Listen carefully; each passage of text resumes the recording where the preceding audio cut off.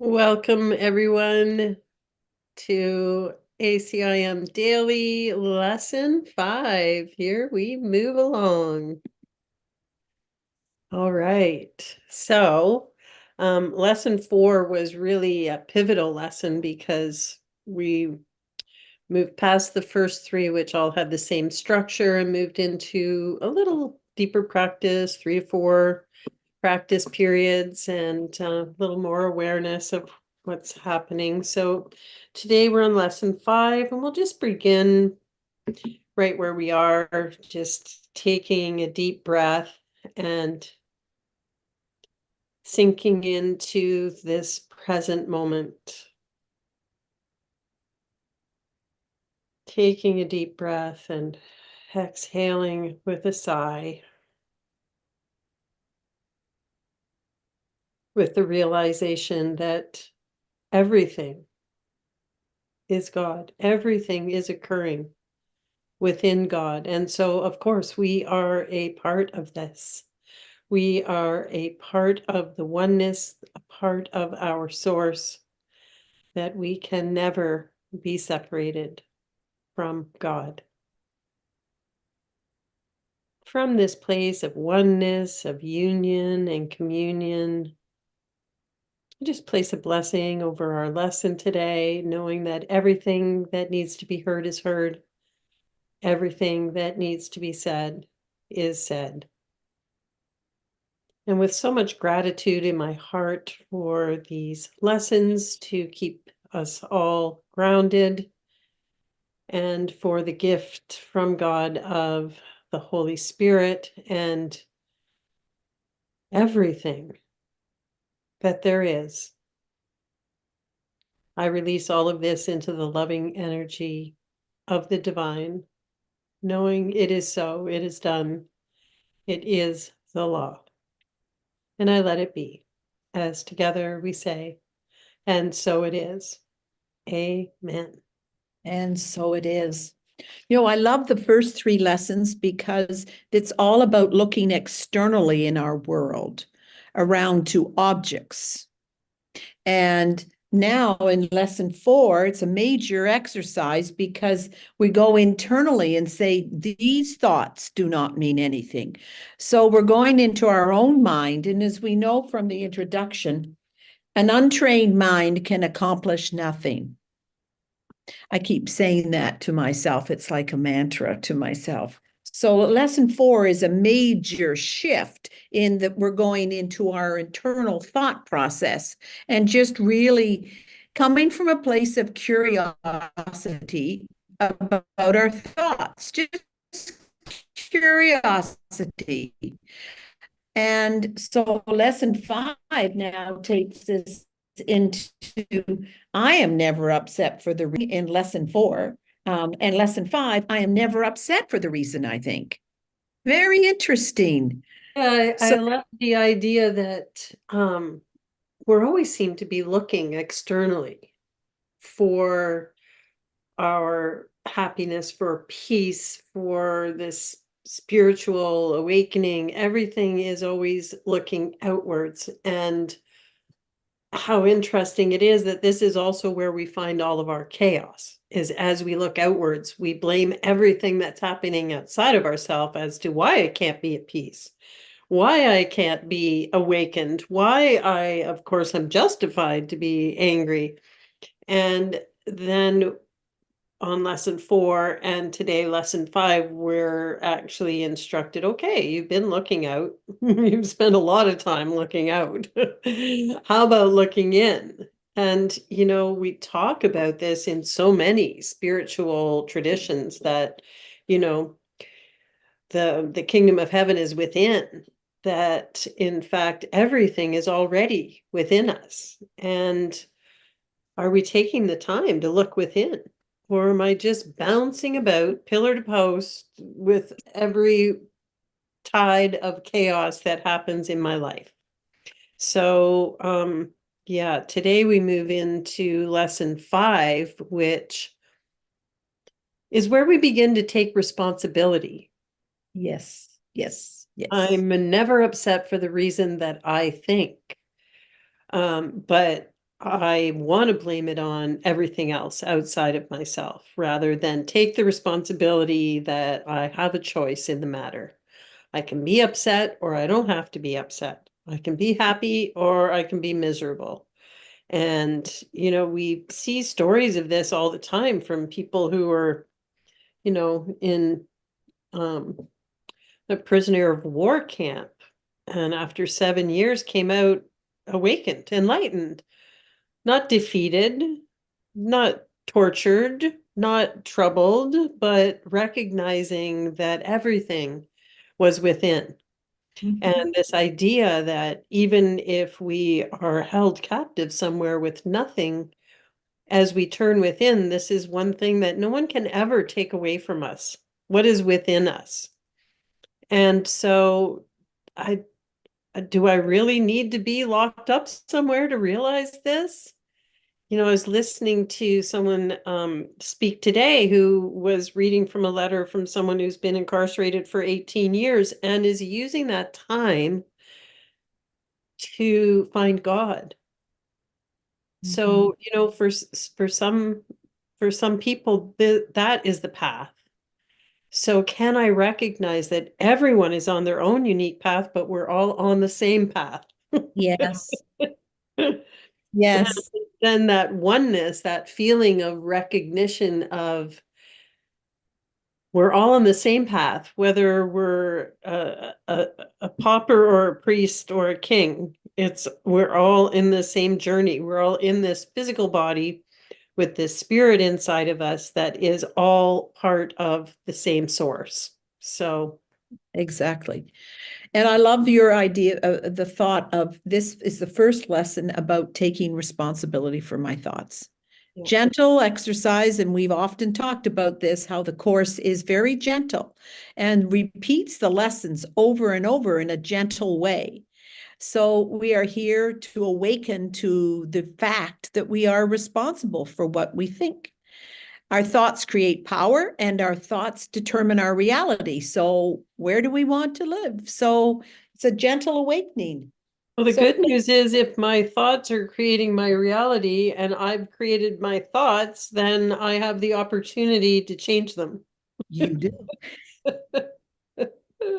We do. So taking responsibility is what gives us choice. That's Thinking right. that we have no choice, that of course I have to be angry because of something that happened, Yeah. is making myself very small. Like I have no option. I am, under this control of outside experience, and it's not that. And if I'm never upset for the reason I think, and I get to take responsibility for why I'm upset, then I can decide whether to be upset or not. So, What a powerful concept. yeah. You know, Yeah. as Dove Fishman says, the whole of the entire book is all in the first 5 lessons. If you truly practice these 5 lessons, that's all you need in the Course in Miracles.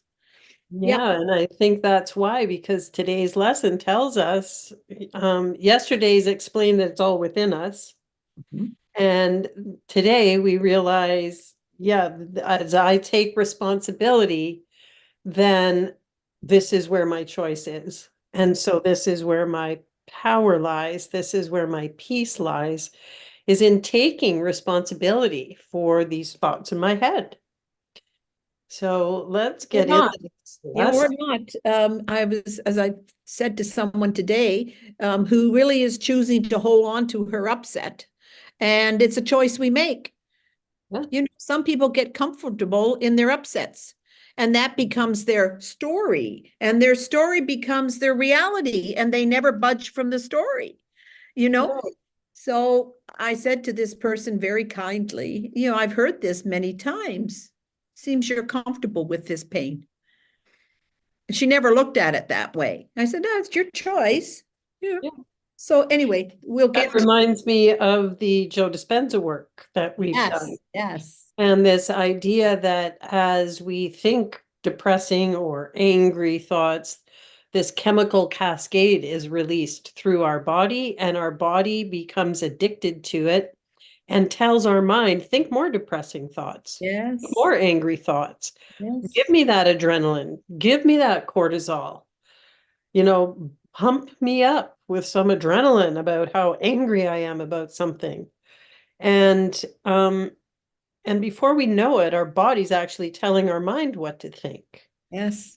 And this is where taking control, taking responsibility, and recognizing that I'm never upset for the reason I think, that every time I'm upset, I'm looking at the past, I'm looking at every situation through this veil of past conditioning that is seeming to make me upset about the present. So I'm actually pushing the present away based on what's happened in the past, which is only remembered through this veil. Yep. So Yep. um, it's it's very refreshing to take responsibility, to understand that I have a choice, and that as I take back my power, I am moved into peace through this process, through taking responsibility, being in charge of what I decide to focus on, or letting go, as my choice may be. So, did you want to kick us off with lesson 5, I'll Linda? kick us off on lesson 5. Here we go. I am never upset for the reason I think. This idea, like the preceding one, can be used with any person, situation, or event you think is causing you pain. Apply it specifically to whatever you believe is the cause of your upset, using the description of the feeling in whatever term seems accurate to you. The upset may seem to be fear, worry, depression, anxiety, anger, hatred, jealousy, or any number of forms, all of which will be perceived as different. This is not true. However, until you learn that form does not matter, each form becomes a proper subject for the exercises for the day. Applying the same idea to each one of them separately is the first step in ultimately recognizing they are all the same. Well, I love that idea that we feel like we have this plethora of different emotions, but if it's not love, it's all pain. Yeah. So, paragraph 2, when using the idea for today for a specific perceived cause of an upset in any form, use both the name of the form in which you see the upset and the cause which you ascribe to it. For example, I'm not angry at Bob for the reason I think. I'm not afraid of losing my job for the reason I think. And I love how it tells us it's this perceived cause of an upset. Yes. Yes. We're not trying to fix anything here. We're simply just practicing witnessing. So paragraph 3 says, but again, this should not be substituted for practice periods in which you first search your mind for the sources of upset in which you believe and forms of upset which you think result. Yeah. In these exercises, more than in the preceding ones, you may find it hard to be indiscriminate and to avoid giving greater weight to some subjects than to others. It might help to precede the exercises with the statement, there are no small upsets. They are all equally disturbing to my peace of mind.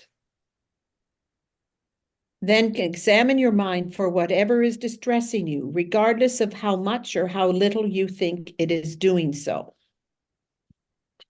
You may also find yourself less willing to apply today's idea to some perceived sources of upset than to others. If this occurs, think first of this. I cannot keep this form of upset and let the others go. For the purposes of these exercises, then, I will regard them all as the same. Yes. Then search your mind for more than a minute or so and try to identify a number of different forms of upset that are disturbing you, regardless of the relative importance you may give them. Apply the idea for today to each of them using the name of both the source of the upset, as you perceive it, and the feeling as you experience it. Further examples are, I am not worried about blank for the reason I think.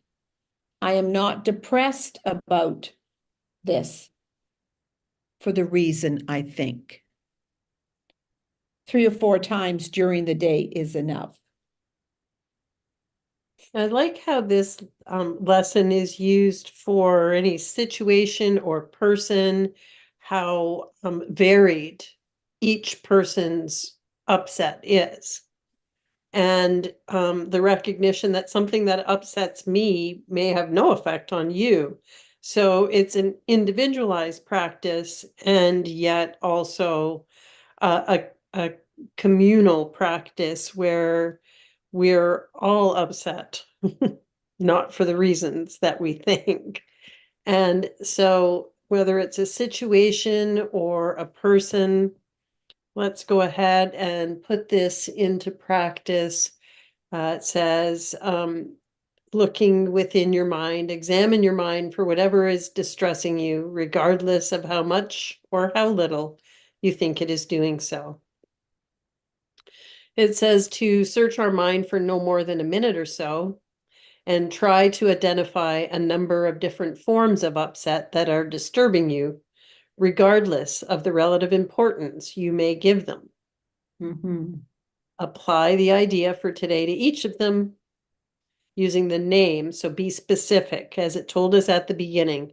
Be specific, using the name of both the source and the upset, and exclude nothing. So this means if you are upset because someone cut in front of you in line in the coffee shop, yes, but we may feel a desire to not want to use this same exercise for my husband forgot my birthday. So this lesson is telling us it's all the same. If I've given my peace away, it doesn't matter if it's someone in the coffee shop or my husband forgetting my birthday. It doesn't matter. All of them are, I'm allowing all of them to take my peace. I'm giving my peace away. So let's move into a minute of searching our mind and identifying a number of different forms of upset. And then we will move into the exercise for each and every one of them. I'm not worried about blank for the reason I think. I'm not depressed about blank for the reason I think. I am not angry about blank for the reason I think. I'm not afraid of. Whatever the emotion is, whatever the situation is, and it's not for the reason I think. So let's move into practice period, searching our mind for a minute, and then applying this lesson to it.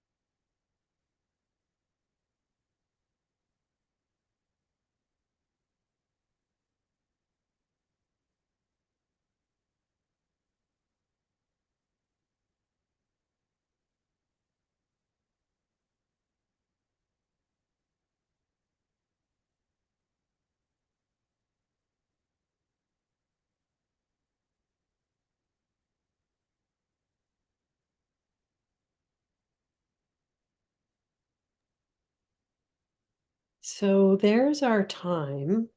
And, it's interesting. I did find that there were some things that I wanted to resist saying those words about.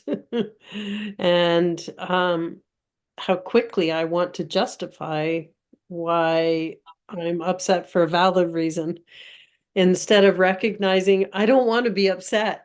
So I can hand it over and recognize it's not for the reason I think anyway. It's my past conditioning that is coloring everything I look at. How about for you, Linda? No, mine was I'm justifying someone's sadness based on a condition, someone else's sadness. My sister's partner is just heartbroken. And I can't, I'm not here to fix, change, or adjust this. I'm here just to witness it, but I'm upset by it and taking on her feelings, right? And I'm trying to justify it. Well, I understand, like you, I'm trying to justify why it is, but I don't really know what's going on. I'm simply judging by a physical appearance, right? And that's okay. But I was getting upset by it, and this had nothing to do with me. I Yeah, have, you it's know, interesting how somehow in our minds we've got it that we're responsible for how other people are feeling and or we can fix or change how other people are feeling. And this is that part where the situation and my reaction to it have a gap. yes, yes, yes, yes. And so I don't always remember that gap, but um as I, continue with these lessons, I find more and more that I can just take a breath when the situation is arising. And I don't know what's right for anyone else. And maybe sometimes people need to get to that point of complete and utter sadness and melting into a puddle in order to realize that's not what they want. Mhm. And, I sometimes think if I try to fix the situation for them or make them feel better, they may not reach their learning potential. So, That's right. And it's everything is an individual's own soul journey. I'm not responsible for other people's soul journey. And I get upset and triggered by feeling I need to fix others. And my dear friend Helen, who you know, always just shakes her finger at me. You're not responsible for anybody else's feelings, Linda. Don't take them on, witness them, take it to the Holy Spirit, and do a prayer. well, yes, because we don't know what the universe has in store for them No, or what their journey entails or what I'm trying to fix in someone could be the impetus to get them to turn within. that's right. And I could be robbing them of the exact opportunity that's been presented for them. That's right. It's not my place. No. We witness And with love. And as you say, take the space between the pause and simply breathe. And in that space, very clearly, is all you need to do. Just breathe. You and don't I you don't know, know about, up in words too. We got to try and fix, or we got to, we got to. Sometimes it's better off to say nothing. I find that people with me, they don't know what to say, right? And that, that's understandable. Or and else, have you ever had this, Linda, where you're trying to fix or change or help someone and they get angry with you yes, yes, yes. because My goodness. you're trying to get them to not be so sad and they're like, get out of here. I want to be sad. Yes. So So, that's not helpful to anyone. no, the best bet is to walk away. And I now know more too on how to handle grief with others. Just simply to say, I'm thinking of you. My thoughts are with you. None of Yes. this bullshit. You've got to be strong, Time will heal everything. All of these I things know that we time will say. heal everything, Yeah. she had a good life. And all that is, no, not helpful. So I'm never upset for the reason I think, and I know now the importance of just stepping back and owning my upset. Owning my upset. Yes, and how that helps us actually move out of the upset. That's right. That's right. And especially when we remember today's lesson, I'm never upset for the reason I think. Mhm. So why am I upset? Let's turn within and find out and just remember I'm never upset for the reason I think. Well, No. what a great lesson. Yeah. This is a doozy. We're really stepping into our power as we take responsibility for recognizing that I'm never upset for the reason I think. And pause and be gentle and loving with ourselves. So I'll close us out in a beautiful, gentle prayer. So right here, right now, I know that God is right here, present in this beautiful call today. I'm never upset for the reason I think. And as I anchor into that knowing, I trust and I know in the present moment, in the stillness, I hear the voice for God. And in that moment, my answers are clear.